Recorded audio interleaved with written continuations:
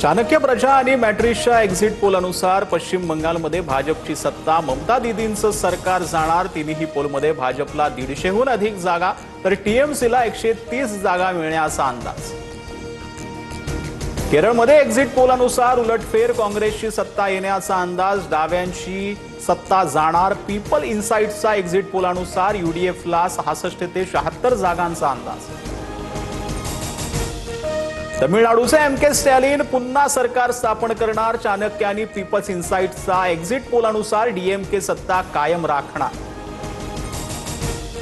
पश्चिम बंगालमध्ये विधानसभा निवडणुकीच्या दुसऱ्या टप्प्यातही रेकॉर्ड ब्रेक मतदान। आतापर्यंत 92.1% मतदानाची नोंद। भवानीपूरमध्ये ममता बॅनर्जी विरुद्ध भाजपचे सुवेंदू अधिकारी यांच्यात प्रमुख लढत। पोल पंडितच्या एक्झिट पोल अनुसार बारामती पोटनिवडणुकीमध्ये सुनेत्रा पवारांना 87% ते 92% मतं। सुनेत्रा पवार 1,90,000 ते 2 लाख मताधिक्यानं विजय होण्याची शक्यता।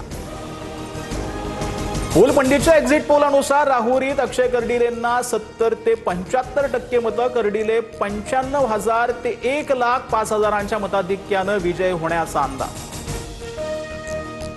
विधान परिषद निवडणुकीवरून मोवियातच बिघाडीची चिन्ह। ठाकरेंनी अंबादास दानवेंना उमेदवारी दिल्यानंतर सुषमा अंधारे नाराज असल्याची चर्चा, तर काँग्रेसही दानवेंच्या विरोधात उमेदवार देण्याच्या तयारी। शिंदेच्या शिवसेनेकडून विधान परिषदेसाठी बच्चू कडू आणि नीलम गोरेंचं नाव निश्चित। सूत्रांची माहिती, थोड्याच वेळात या संदर्भात नंदनवन निवासस्थानी बैठक, दोघांच्या नावावर अंतिम शिक्कामोर्तब होणार। शिवसेनेत पक्ष विलीन करण्यासाठी बच्चू कडू सकारात्मक, दिव्यांग आणि शेतकऱ्यांना न्याय मिळत असेल तर शिंदेसोबत जायला हरकत काय, पण नुसत्या आमदारकीसाठी सोबत जाणार नाही, बच्चू कडूंची भूमिका।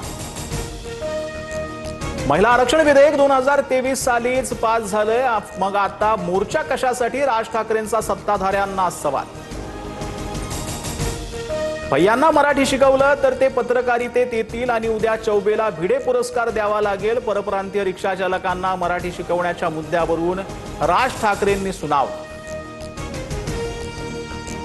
बोरिवलीमध्ये मनसे कार्यकर्ता सचिन कदमकडून महिलेला बेदम मारहाण। मुलांमधील भांडणादरम्यान महिलेला मारहाण झाल्याची माहिती। महिलेला घरात घुसून अमानुष मारहाण केल्याचा व्हिडिओ व्हायरल।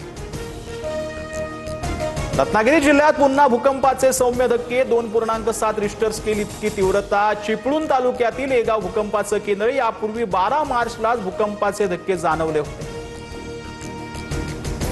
पत्राचा रहिवाशांना म्हाडाकडून 10% भाडेवाढ देण्याचा निर्णय। इमारतीची आणि घरांची दुरुस्ती करून देण्याचे म्हाडाला निर्देश। परिसरात मंदिर उभारलं जाणार। कंत्राटदाराकडून काम करून घेण्यासाठी म्हाडा अधिकारी आणि रहिवाशांची समिती।